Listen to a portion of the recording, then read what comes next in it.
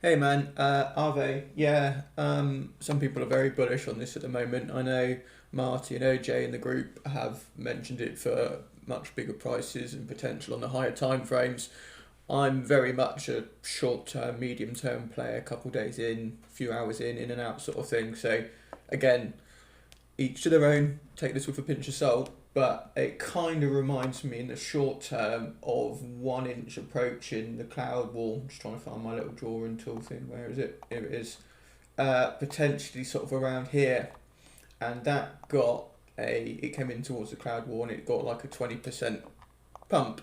If we quickly flick to Aave, you'll hopefully see what I'm saying. It's coming into a approach in this, and again, for me, if you want to hold it longer, I think you'd be fine, especially if you've been buying and accumulating or popping it up and down and trading it a bit. But if you're more of an in and out kind of player, short term, I think we could challenge the highs 10-15%, kick towards 500 in the next day or two.